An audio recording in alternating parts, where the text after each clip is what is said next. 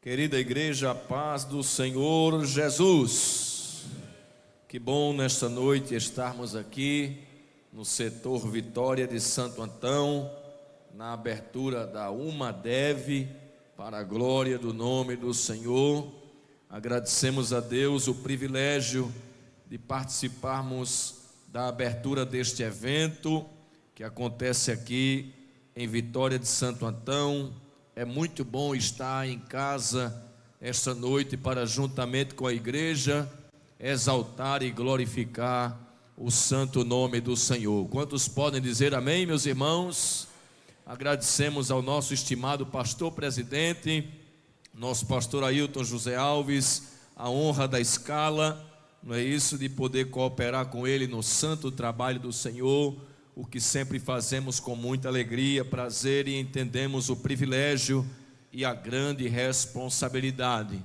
É sempre muito bom rever o pastor João Marcos, pastor setorial, a sua esposa, que também está ali com as mulheres, santas mulheres, sua família muito querida, também os demais ministros que aqui estão, evangelista Leonardo, Zaqueu, os presbíteros e os demais obreiros, e este grande coral de jovens e adolescentes que esta noite está enchendo este lugar de adoração e glorificação ao nome do Senhor. Quantos podem dizer amém, meus irmãos? Meus amados, vamos abrir a nossa Bíblia no texto escolhido para a abertura deste evento, no livro do profeta Daniel, capítulo 1, versículo de número 8. Quero saudar também os meus irmãos, amigos, que estão cultuando conosco pelas plataformas digitais, por certo também sendo grandemente abençoados com todo este culto esta noite. Daniel capítulo 1, meus irmãos, vamos ler os versículos 8 e 9, e foi escolhido um subtema para meditarmos esta noite: santificados para vencer o pós-modernismo. Daniel capítulo 1, versículo 8 e 9. Quem achou, levanta a Bíblia assim, meus irmãos. Só quem achou, levanta assim. Olha que mar de Bíblias aí, irmão. Dá para fazer uma tomada bem bonita, né? Para quem está acompanhando pelas plataformas, vendo que o povo de Deus é o povo da Bíblia. Capítulo 1, versículo 8 e 9, diz assim: Daniel assentou no seu coração não se contaminar com a porção do manjar do rei, nem com o vinho que ele bebia. Portanto, pediu ao chefe dos eunucos que lhe concedesse não se contaminar. Vamos ler o 9 juntos? Ora, deu Deus a Daniel graça e misericórdia diante do chefe dos eunucos. Quantos podem levantar a mão e dizer amém, meus irmãos? Amém. Meus amados irmãos, o subtema esta noite é santificados para vencer o pós-modernismo. A história nos mostra que o mundo e que a sociedade passam sempre por constantes mudanças. Mudanças estas que algumas nós devemos aceitar e outras que nós devemos rejeitar. Diga-se de passagem que nós estamos em sociedade, e sociedade é o ambiente humano em que o indivíduo encontra-se incorporado. E essa sociedade, ela faz parte de uma história, e essa história, segundo os teóricos, ela é dividida e separada em períodos cronológicos, que cada etapa é distinta da outra, de acordo com seu âmbito cultural, moral, social e político. Para os teóricos da história, nós já passamos pela pré-história, pela idade primitiva, pela idade média ou medieval, pela idade moderna, e estamos rompendo a partir da década de 80 com aquilo que se chama de idade contemporânea ou idade pós-moderna. E assim como todas estas divisões da história tiveram as suas características, a pós-modernidade também tem as suas características.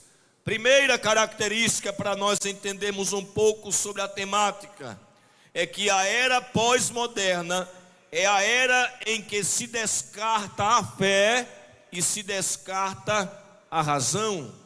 Uma característica bem peculiar da idade medieval é que Deus era a verdade, pregada pela instituição da Igreja Católica Romana, que por sua vez a idade medieval foi substituída pela idade moderna, século 18, 19, com o advento do iluminismo, onde se descartou a ideia de Deus e se endeusou a razão. A própria expressão iluminismo significa era das luzes, progresso científico. O homem sai dos campos e vai para as fábricas, revolução industrial. Este homem agora, ele se acha emancipado de Deus, ele se acha liberto de Deus. As coisas agora não é mais a fé quem explica, mas a filosofia, a razão e até o intelectualismo. Portanto, nós vivemos uma época ainda mais difícil. Se na medieval Deus era a razão e na moderna a ciência era a razão, então agora na era pós-moderna nem Deus e nem a razão são a verdade. Simplesmente se descarta a fé, se descarta a razão e se afirma no pós-modernismo que não há verdade. A segunda característica da era pós-moderna é a era da indefinição. Veja, medieval tem nome, moderna tem nome, mas o que é pós-moderna? Pós alguma coisa que não existe. Uma característica desta época é a era da indefinição. Por isso que indefinido significa algo que não se pode explicar, algo vago. Os próprios teóricos da pós-modernidade, como Nietzsche, por exemplo, disse que aquilo que vemos não é exatamente aquilo que vemos. Que coisa interessante. Tudo não passa de uma ilusão. Isso aqui não é mais um caixa. Depende do ponto de vista de cada um. É a era da indefinição que faz brotar o relativismo, o pluralismo, o pragmatismo, o hedonismo e o egocentrismo. Então, a era pós-moderna é a era do descarte da fé. Deus não é a verdade. É a era do descarte da razão. A razão não tem mais a verdade. É a era sem verdade. Mas também é a era da indefinição. E em terceiro lugar, é a era da demolição dos valores judaico-cristãos. Você sabe que com o advento do cristianismo, a pregação evangélica influenciou o Ocidente e Cristo passou a ser o paradigma ocidental. Valores como o direito da vida e o valor da vida, a negação e o combate do infanticídio, a família tradicional, o casamento, o respeito entre pais e filhos, tudo isto foram valores judaico-cristãos sedimentados na nossa cultura. Mas a pós-modernidade agora faz um movimento para trás, combatendo todos estes valores que foram pregados e ensinados pelo cristianismo. Em quarto lugar, para a gente entender o que é um desafio de ser crente na pós-modernidade, é que alguns teóricos da sociologia dizem que a pós-modernidade é a era líquida. E o que é o líquido? É aquilo que cabe em qualquer recipiente. É algo moldável, é flácido, não é sólido. E ainda dizem eles que nós vivemos na época da liquefação dos sólidos. Por exemplo, o que faz o liquidificador? Ele pega algo sólido e torna líquido. E é isso que na pós-modernidade nós estamos vendo. Aquilo que serviu como base para a moralidade da sociedade está sendo derretido, está sendo liquefeito, e os sólidos estão se tornando líquidos. De forma que é um desafio para nós sermos crentes na pós-modernidade. Se vocês me entendem, digam amém. E qual o exemplo bíblico de um personagem que viveu em uma cultura muito semelhante à nossa, de liquefação dos sólidos, mas que se manteve como um autêntico servo de Deus? Daniel é um destes servos. Diga comigo, Daniel. O registro sagrado nos mostra, já no primeiro capítulo de seu livro, que Daniel e alguns outros judeus foram levados cativos para a Babilônia por Nabucodonosor. E o propósito deste imperador, que estava inaugurando aquilo que os teólogos chamam de neobabilonismo. Seu pai havia morrido e ele agora assume o governo da grande e temível Babilônia. E ele não dispunha de funcionários suficientes para ajudá-lo na administração daquele grande império. E o que é que ele faz? Ele traz peritos profissionais de outras nações para ajudá-lo na construção desta grande cidade. E quando ele invadiu Judá e Jerusalém, ele trouxe alguns dos judeus para serem seus empregados, para trabalharem no palácio e para estar diante do rei. Para nós, se olharmos de forma superficial, sair de Jerusalém e ir para a Babilônia é só uma mudança de lugar, mas não é assim. Sair de Jerusalém e ir para a Babilônia foi um grande desafio para Daniel. Em primeiro lugar, porque o próprio nome das cidades mostra a grandeza do choque cultural que ele ia sofrer. O nome Jerusalém é composto do nome de duas expressões: Jebus, que era a terra dos jebuseus, e o antigo nome dela, que era Salém, a terra do sacerdote Melquisedeque. Jerusalém significa habitação da paz.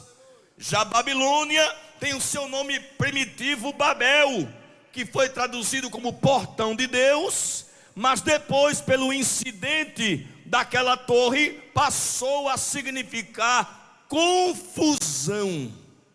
Imagine comigo o que é sair da habitação da paz e ir para o lugar que significa confusão. Daniel estava diante de um grande desafio. Era um lugar estranho, era uma cultura estranha, era um idioma estranho, era um povo estranho, eram leis estranhas, costumes estranhos e religião estranha. E esse não é só o desafio de Daniel, é o desafio de cada jovem e de cada adolescente. Estar no templo é estar em Jerusalém, mas a gente não permanece 24 horas no templo. Nós temos que ir para visitar e ir aos lugares, faculdade, escola, trabalho, na rua, em casa, na vizinhança, e todos os dias nos deparamos com o sistema babilônico, o império do mal, que estamos estudando na escola bíblica dominical. Então é esse choque aí que Daniel, ou foi esse choque que Daniel enfrentou, e que ele mostrou que é possível, vivendo em uma cultura tão difícil, manter a sua integridade moral e espiritual. Se você concorda, diga amém. Quando chegou, Daniel foi submetido a um treinamento. Ele precisava ser babilonizado, porque ele era judeu. E chegando lá, a ordem que Nabucodonosor deu foi: coloquem eles por um treinamento de 3 anos, para eles aprenderem a cultura, para eles aprenderem os idiomas, porque ele falava judaico e lá se falava aramaico. Eu quero que ele tenha acesso à cultura, eu quero babilonizá-lo, inclusive os nomes. E o texto bíblico nos diz que eles tivessem acesso à cultura, às línguas, os nomes deveriam ser mudados, e até o cardápio tinha que ser alterado. E sabe o que é que eu vejo em Daniel? Algumas coisas que são dignas de destaque esta noite. Primeira, Daniel viveu a sua fé fora da sua cultura de origem. Diga comigo, Daniel, pode ser mais forte que a multidão está grande, é só abertura. Daniel viveu a sua fé fora da sua cultura de origem. Isso mesmo. O ambiente para o qual Daniel foi levado era totalmente avesso ao que ele fora criado. Acredita-se que havia uma distância de 800 quilômetros de Jerusalém para a Babilônia. Porém, Daniel se manteve inalterável. Tem uma frase aí no mundo que diz: ou o homem é produto do meio, ou o meio é produto do homem. Tem pessoas que são assim. Em Jerusalém é crente, mas quando chega em Babilônia, ele se torna babilônico. Daniel, ele mostrou que é possível viver em integridade em Jerusalém e fora de Jerusalém. Ele se manteve. E isso é muito interessante. Apesar de tanta hostilidade, Daniel rejeitou aquilo que tinha que rejeitar. Lembra que eu disse que mudanças são necessárias, e algumas a gente deve abraçar e outras a gente deve rejeitar. Quando vieram ensinar ele aramaico, ele disse: eu aprendo. Tem acesso à cultura? Ele disse: eu aprendo. Os nomes que botaram neles, ele não aceitou, mas disse: para vocês podem até chamar disso aí, eu sempre serei Daniel. Agora, quando vieram colocar a comida, ele disse: um minutinho, isso aqui não passa. Isso aqui não passa. Mas Daniel, o rei determinou, ele não pediu por favor. O texto diz que o rei determinou-lhes a ração de cada dia. Era uma determinação. Daniel disse: ele determina, mas não na minha vida. Que coisa interessante, não é? Mas Daniel é manjar. E é manjar que o rei come. Irmãos, Nabucodonosor não comia farofa com charque, se bem que é muito bom, mas ele comia algo próprio de um rei. Daniel podia dizer: está vendo que Deus não vai deixar eu rejeitar uma coisa dessa? Mas Daniel não aceitou. Mesmo sendo o que o rei comia, ele disse: não. E o vinho? Também não. Os teólogos dizem que por alguns motivos. Primeiro, motivo cultural. Um judeu não senta na mesa de um pagão. Segundo, motivo cerimonial. Os judeus têm a dieta kosher em Levítico. e ali poderiam conter alimentos que eram proibidos pela lei. Ele disse: não como por isso.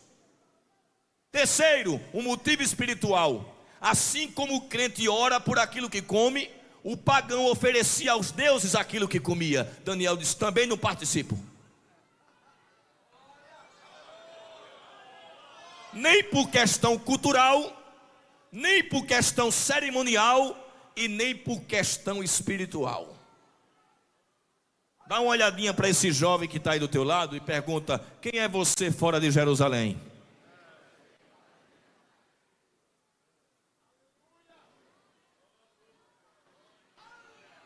A obediência dentro do templo não é suficiente. A verdadeira fé transcende o espaço físico. Jesus disse: vós sois o sal e a luz do mundo. O sal se coloca no feijão, mas ele não vira feijão. Ele está presente, mas não deixa de ser ele.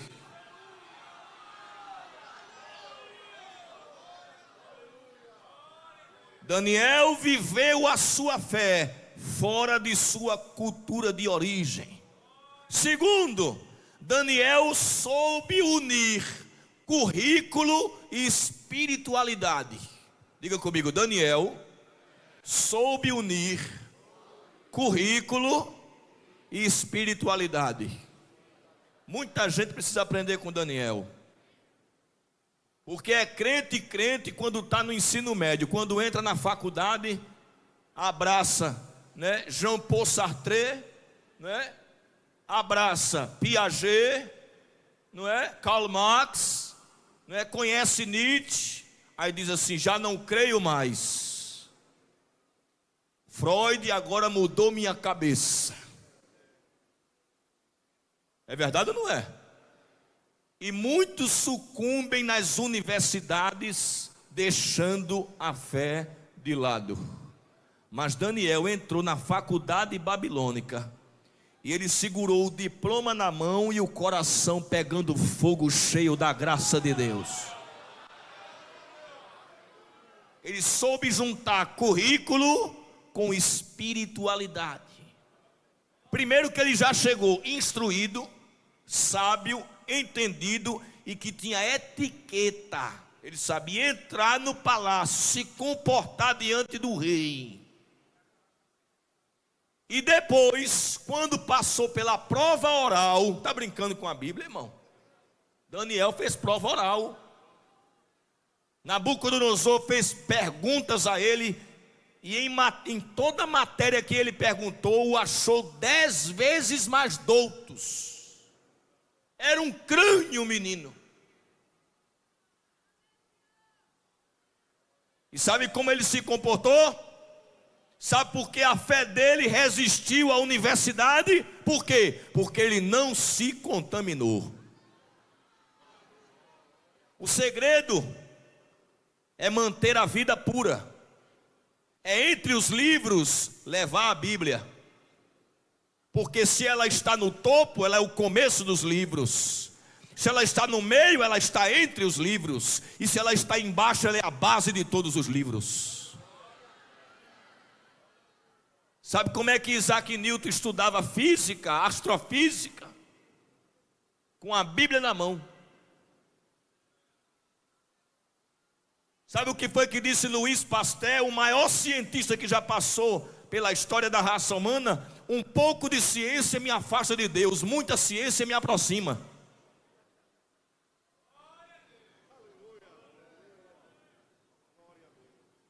Daniel soube unir currículo com espiritualidade, porque ele se posicionou: não me contamino.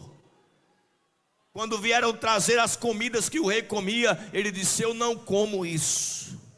Tem coisa que eu aceito, mas tem coisa que vai ferir a minha fé, e eu não negocio valores. Eu estou comprometido com o Deus de Israel. Mas tu está em Babilônia, e Deus ficou preso lá em Jerusalém. Que nada, só se ele fosse de gesso. Mas o meu veio comigo, andando comigo, andando comigo, andando comigo, andando comigo. Ele está aqui comigo. Aleluia. Sabe por que Daniel soube unir currículo e espiritualidade? Porque manteve uma vida de oração. Quando Nabucodonosor teve um sonho e não sabia nem lembrava mais do que era, ele reuniu os amigos e disse: vamos orar, que Deus revela. 3 vezes ao dia, no capítulo 6, ele se punha de joelhos. 9 da manhã, meio-dia e 3 da tarde. E dava graça diante do seu Deus. E olha que na época ele já tinha 86 anos, segundo Orlando Boyer. Era arrastando os pés e orando. E botaram um decreto, ninguém ora. Ele leu o decreto e disse: vou orar. Por que tu não para de orar? Disse: porque eu prefiro morrer do que não orar. E outra, não orava escondido não, né? Que às vezes diante da perseguição a pessoa até faz, mas faz escondido. Ele disse: abre a janela aí.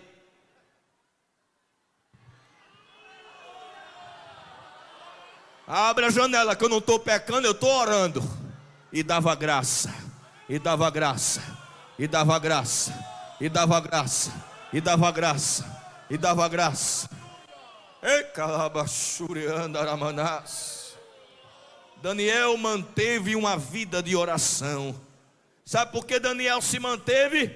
Porque ele mantinha uma vida de oração. Se manteve firme porque tinha uma vida de oração e porque louvava a Deus. Quando Deus deu a ele o entendimento da visão do sonho de Nabucodonosor, a Bíblia diz: e Daniel louvou ao Deus do céu. Ó Deus de meus pais. Você louvou. O segredo é andar com a harpa. O segredo é encher a cabeça de louvor. O segredo é ter o seu culto particular com Deus. Aí não tem pós-modernidade que tire Deus do teu coração. Daniel se manteve porque praticava o jejum. Capítulo 9, versículo 3. Manjar desejável não comi.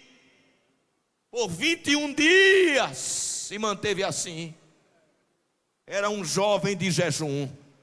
Sabe por que Daniel soube unir currículo e espiritualidade? Porque ele tinha contato através dos dons espirituais, ou vislumbre dos dons. Se existe um profeta no Antigo Testamento que tinha visões de Deus, depois de Ezequiel foi Daniel. Era contato direto. Os jovens, para vencer os desafios da pós-modernidade, não podem ter uma fé superficial. Nós somos da ramificação do protestantismo. Nós somos a igreja que acredita na atualidade dos dons. E essa afirmação nos faz dizer que nós acreditamos que o Deus que operou no passado opera no presente. A maior oposição ou a maior afirmação contra o cessacionismo, a gente ouviu aqui esta noite. O milagre da jovem. Eu não gasto tempo numa mesa debatendo com um cessacionista, querendo provar para ele que Deus ainda opera. Basta eu trazer um milagre. Basta eu botar uma pessoa assim e dizer assim: olha, era paralítico e agora está andando. E aí, Deus faz ou não faz? Ele pode vir com 1 milhão de argumentos. Sabe do que é que eu me lembro? Eu me lembro quando Pedro e João foram à hora da oração. Quando eles iam entrando na Porta Formosa, tinha um paralítico lá, um coxo, que sempre pedia esmola no lugar estratégico na Porta Formosa. Dá uma esmolinha. Pedro olhou para ele, Pedro, mais fraco dos discípulos, mas agora revestido, blindado pelo fogo do Espírito, olhou para ele e disse assim: olha para mim, não tenho prata nem ouro, mas o que eu tenho, eu te dou. Em nome de Jesus Cristo Nazareno, levanta e anda. Aí sabe o que é que a gente pensa? Que ele levantou e andou. Mas o texto não diz isso. Pedro tinha tanta fé que viu, deu a ordem e ele estava lá. Pedro disse: eu já mandei levantar.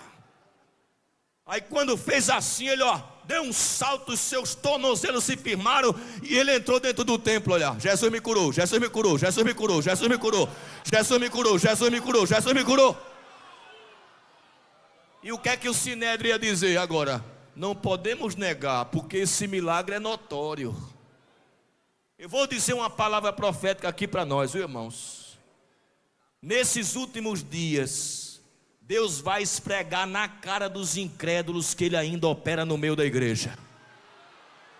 Só quem acredita nisso, levanta a mão aí que eu quero ver. Eva na vassurianda, como na cante o remanácia. A igreja vai experimentar de uma era de milagres.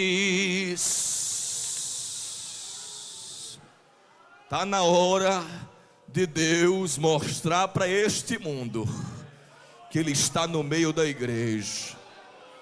Olha Ele se movendo aqui no púlpito, os crentes aqui, os obreiros sentindo a presença de Deus.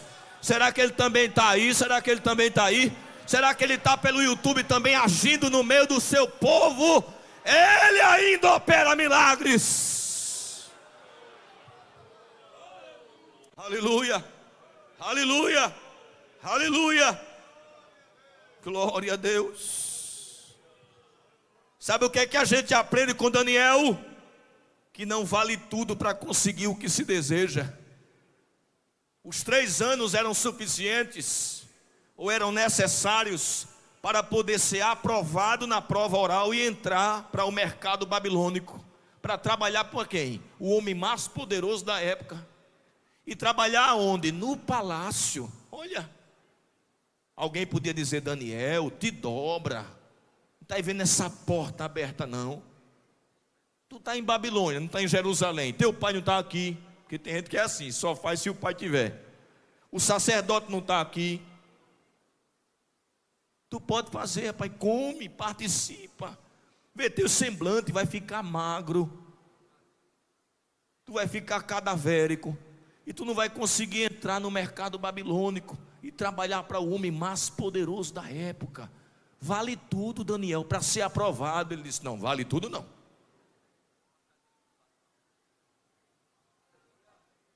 Os fins não justificam os meios. Não é? Não, calma. Não é assim não.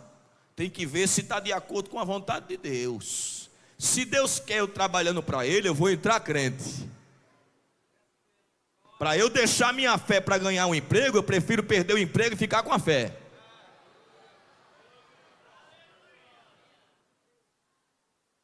Não, Daniel disse não. Os fins não justificam os meios. É isso que eu quero dizer. Os meios é que justificam os fins. Por onde é que eu vou é muito importante. Alguém pensa que qualquer iniciativa é válida quando o objetivo é conquistar algo importante. Daniel disse: não, eu tenho princípios. Eu não vou abrir mão disso não. Não é tudo que é válido para um crente não. Isso é um teste. Sabe o que é que eu aprendo com Daniel? Que Daniel trabalhou com patrões incrédulos sem se corromper. Porque tem gente que diz assim: olha, eu não me firmo porque meu patrão não é crente. Nabucodonosor era crente? Pense. Lá no finalzinho ainda pode ser que diga alguma coisa. Belsazar era crente? Dario era crente? Lá no finalzinho pode até dizer alguma coisa. Mas apesar de trabalhar para patrões incrédulos, Daniel, crente. Quinto, Daniel não negociou valores ainda que corresse risco de morte. Isso é muito bonito, irmão. Imagine, Nabucodonosor tem um sonho de uma árvore, que ela cresce, seus ramos se espalham, as aves vêm habitar nela, e de repente ele vê que desce um anjo, e ele recebe uma ordem, o anjo: corta a árvore, mas deixa o tronco. Aí ele vai e corta a árvore, deixa o tronco, e ele acorda com aquilo ali perturbado, e ele diz: quem é essa árvore? Aí ele chama os magos, os astrólogos, os adivinhos, e começa a contar o sonho. E eles olham assim. Quem é que tem coragem de dizer a Nabucodonosor que ele é a árvore? Quem é? de dizer que ele vai ser cortado. Quem é que tem coragem? Quando ninguém se pronunciou, ele mandou chamar Daniel. Tem um aí que quando o enigma é difícil é com ele. Traz ele aqui. Aí trouxe Daniel. Quando Daniel chegou, aí ele contou o sonho. Daniel ficou assim, olha. Diz o texto que ele ficou 30 minutos assim, ó. O que é que eu vou dizer a ele? Ó meu rei, vive eternamente. Meu desejo é que o Senhor viva para sempre. Agora, essa árvore é o Senhor.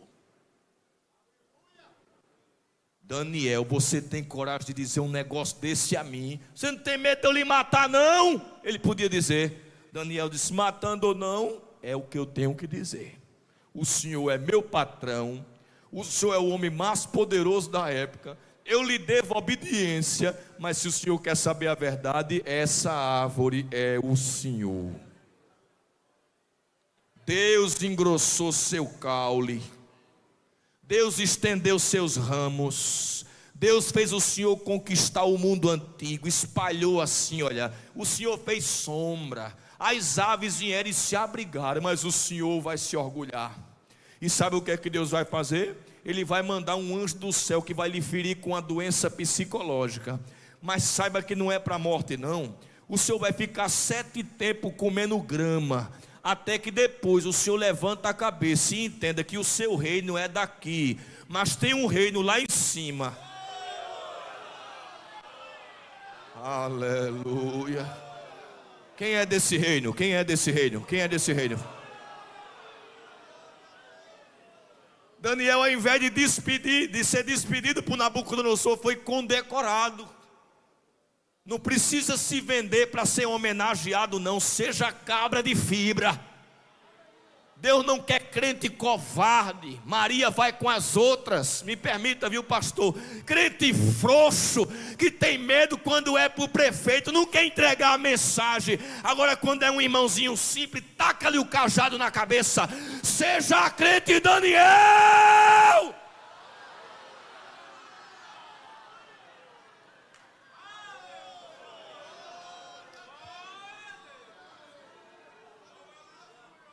Faça como Micaías, aquilo que o Senhor mandar eu falarei, mas eu não me vendo. Aleluia. Eu vou concluir esta noite. Em 6º lugar, Daniel apresentou Deus em uma sociedade pluralista. Deixa eu perguntar uma coisa aqui a vocês. Tem espaço para Deus na faculdade? Seja verdadeiro, tem espaço para Deus na faculdade? Tem não. Estão tirando Deus de lá, das escolas, das faculdades. Sabe como é que Deus vai entrar? Bate no peito aí, através de mim. Sabe por que eles não querem que a gente entre? Porque eles não querem que Deus entre, mas Deus vai entrar. E eu vou dizer outra palavra profética aqui. Deus vai entrar através de crentes para mudar a cara do judiciário brasileiro. Vai tirar esses esquerdinhos que estão lá e vai encher de crentes salvo com a caneta na mão, aprovado pela OAB.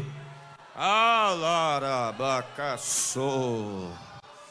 Ementre comanava surimicanta xéria.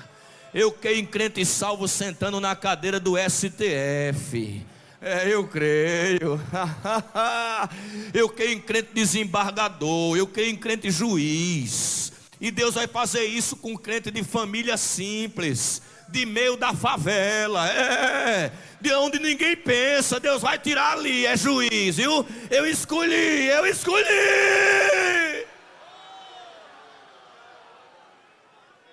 Aleluia. Aleluia. Está sentindo a presença dele? Desde que eu cheguei que eu estou sentindo uma leveza. Esse ambiente está saturado com a presença de Deus. Daqui para o encerramento vai ter muita coisa boa de Deus, viu? Quem veio com a vasilha pequena vai voltar arrependido. Eu vim foi com a caixa d'água grande. Porque Deus não é mão de figa, Deus não é mão de vaca. Deus tem torrente. Ele disse: derramarei água sobre o sedento e rios. O teclado, por favor. Deus vai entrar na faculdade através de você, no curso de filosofia, no curso de psicologia, no curso de direito, administração.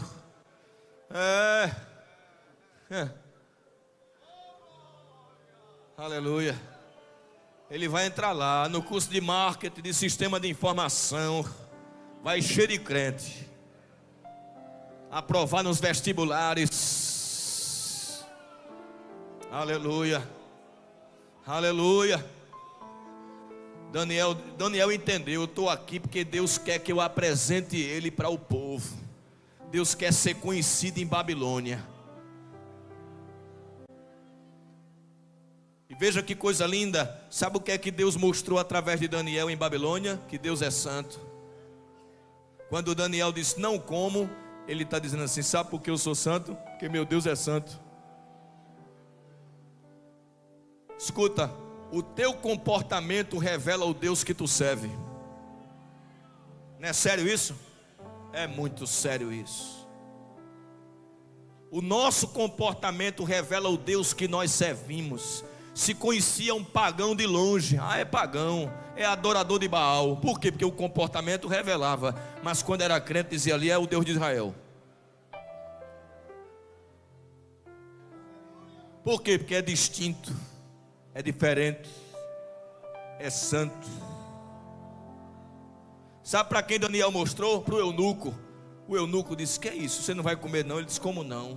O que é que você me dá? O que é que eu posso fazer como alternativa? Ele disse: legumes e água. E isso aí é dieta vegetariana, e ainda mais vegana, que é nada de origem animal. Vai dar efeito contrário isso aí, isso vai emagrecer. Ele disse: não, vai não. Vamos fazer o teste. 10 dias. Daniel sabia o que era numerologia bíblica. 10 é completude, não é? 10 é completude. Ele disse: 10 dias. Pode me dar legumes e água. Depois de 10 dias você vai ver. Você, porque eu já sei qual é o resultado.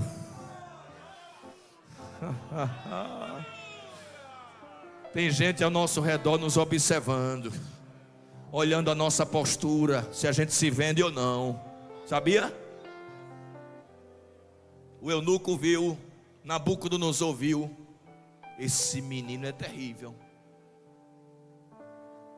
Belsazar viu, quando aquela mão escreveu na caiadura da parede, que a rainha disse: isso aqui nem adianta chamar esses camaradas aí, que ninguém aqui sabe de nada. Agora tem um rapaz dos cativos de Judá, que quando o negócio é difícil é com ele.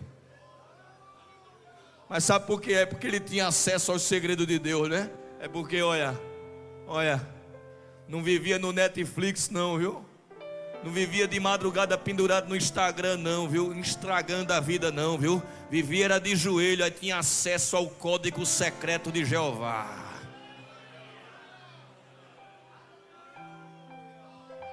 Quer ter acesso aos segredos de Deus? A chave da despensa é a oração. Ele mostrou Deus a Dario. Irmãos, eu acho isso aqui muito lindo. Vamos ficar de pé com a permissão do pastor? Eu particularmente acho muito lindo isso. Porque Dario gostava tanto de Daniel, da lisura da sua administração, que disse assim: eu vou colocar ele. Ele ocupava o cargo de 3, né? Entre os 3 sátrapas, né? Os 3 primeiros ministros. Sobre cada um deles havia 40 sátrapas, que eram 120, né?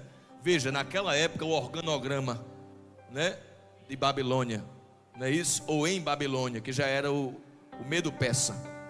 Era Dario, abaixo dele 3, e abaixo de cada um dos 3, 40, tudo organizadinho. Aí a lisura e a transparência da administração de Daniel, Dario disse: eu tenho que colocar esse camarada acima dos 3, porque nele não se achou dano nenhum. Ele era um homem transparente. Aí quando Dario pensou isso, ele deve ter comentado com alguém que os outros 3 não gostaram. Se ele está querendo promover o judeu, e esse judeu subindo de cargo vai mandar na gente. Crente incomoda. Se a gente tem que fazer alguma coisa, vamos procurar. Aí procuraram, não foi? Vamos procurar uma falta em Daniel. Eles procuram, viu, irmão, na gente, viu? Tem que andar direito. Procuraram, não acharam. Aí disse, eita, só tem uma coisa, na lei do Deus dele. Vamos ver o que é que ele pratica, que ele não pode deixar de praticar. Orar. Então vamos fazer o seguinte, vamos insuflar Dario para baixar um decreto por 30 dias, para ninguém orar a nenhum Deus, somente a Dario. Então Dario vai ser Deus durante 30 dias. Aí foram lá, quem é que não queria ser Deus, hein? Dario disse, gostei, baixei o decreto, está assinado, selado com meu anel, e espalhou-se as cópias. Aí lá vem Daniel, como eu disse, mais de 80 anos, ele vem andando e está lá o decreto, durante 30 dias ninguém ora a nenhum Deus, senão a Dario. Ele disse, eu vou orar é o meu Deus. E como sempre fazia, como costumava fazer, não é? Abriu as janelas, porque veja que coisa linda. Ele estava em Babilônia, mas o coração dele em Jerusalém. Ele abria as janelas viradas para o templo. Saudade, irmão. Alguém atribuiu essa frase a Billy Graham, não é? Que não seja a necessidade que nos leve a orar, mas a saudade da presença de Deus. Daniel dobrou o joelho e começou a orar. E os amigos à espreita. Peguei ele orando. Como é que teus amigos te pegam? Orando? Peguei ele orando. Pecou. Qual foi o pecado? Orou. Correram para Dario. Disse, olha, o homem que tu queria promover transgrediu o teu mandato. O que foi que ele fez? Orou. Como é o nome dele? Daniel, meu melhor funcionário. Você sabia que o capítulo 6 mostra que Dario tentou mudar o decreto dele? Será que ele tinha estima por Daniel? Isso é muito bonito, irmão. Um patrão incrédulo disse assim, não tem como alterar o que eu escrevi, não, porque eu não queria fazer isso com Daniel. Mas a lei dos medos e dos persas é maior do que o trono. Nem o trono pode revogar. Se eu vou ter que lançar ele, eu não queria fazer isso, mas o senhor tem que fazer. O senhor é rei, chefe de estado. Tá bom, lance. Mas ficou a noite todinha assim, ó. Eu nem como, nem quero festa, nem ninguém toca música. Não, Daniel não, Daniel não. Daniel não, Daniel não, Daniel não. Aquela musiquinha, a rei disse, não, Daniel não. Tocaram em Daniel. Quando foi de manhãzinha, Dario foi lá na cova. Ô irmão, pensa comigo. Tinha alguma coisa de crente em Dario já.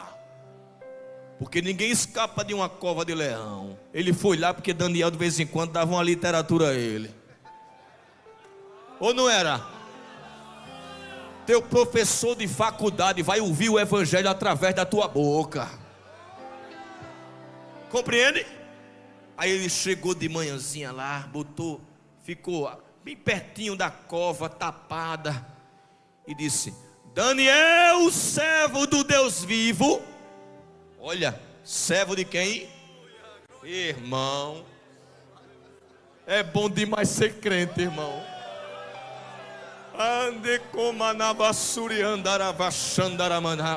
Quando o incrédulo vem dizer isso da gente, irmão, Daniel, servo do Deus vivo. De que Deus? Não ouvi. Vamos encher esse lugar e dizer Deus vivo, irmão. Que não é qualquer Deus. Você sabe que os judeus, eles fazem questão de dizer que Deus é o Deus vivo, em contraste com os ídolos que têm boca, mas não fala, ouvido, mas não ouve, pés, mas não caminham, mão, mas não apalpa. Eles têm tudo isso e não faz nada. Mas Deus é o Deus vivo. E sabe como é que o Aurélio traduz vivo? Que se movimenta. Eu sirvo a esse Deus. Quem serve? Quem serve?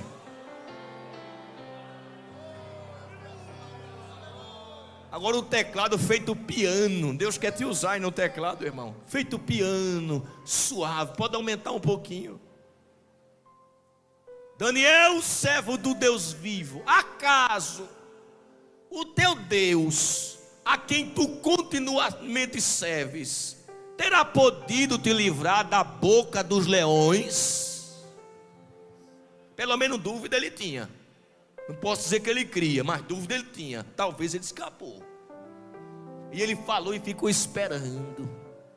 Aí lá de dentro, Daniel: ó Rei, vive eternamente. O meu Deus enviou o seu anjo e fechou a boca dos leões.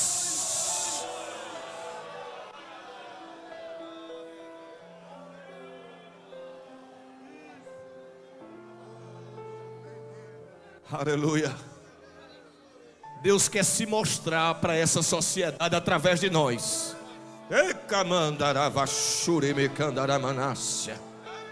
Mente cova nagasubia haracharagadaya se. Ente redecamantria suremicante uremihandaravachoremehai. Armaram uma cilada para ti. Deus está te dizendo esta noite: mas eu vou quebrar o laço esta noite e tu vai sair de posse de vitória. Alguém pensou que era o teu fim, que a tua cova estava aberta, mas eu, o Senhor, estou tapando a boca da cova e dizendo: vida, vida, vida, vida, vida, vida, vida.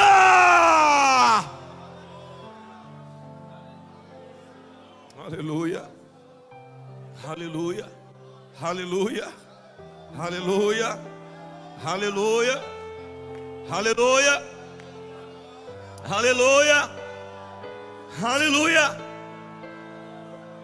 Sabe qual foi a recompensa que Deus deu a Daniel por se manter inalterável numa sociedade pós-moderna, por assim dizer? Primeiro, recompensa física. Deu a ele semblantes melhores do que os outros que participaram dos manjares. Segundo, ascensão profissional.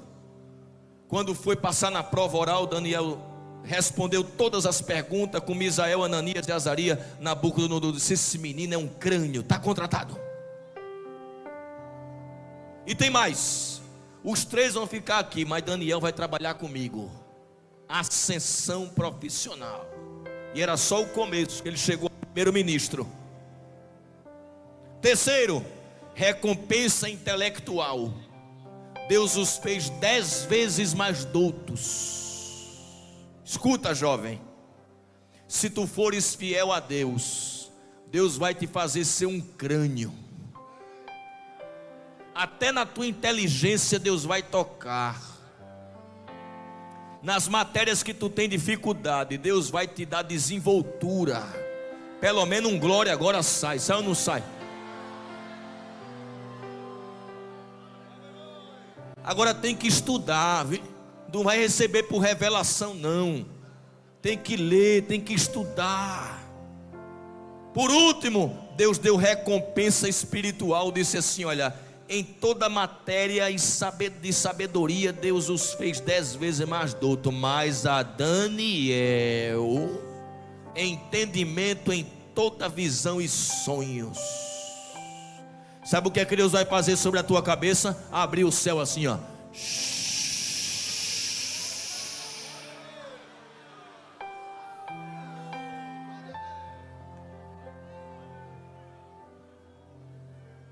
Eu quero, com a permissão do pastor esta noite, convidar aqueles que ainda não servem a Deus e que entendem que este Deus vivo enviou o seu Filho Jesus Cristo para morrer por ti na cruz do Calvário, para reatar a aliança que foi quebrada no Éden, a comunhão que foi perdida por causa do pecado. Se tem alguém para Jesus, vem aqui à frente esta noite.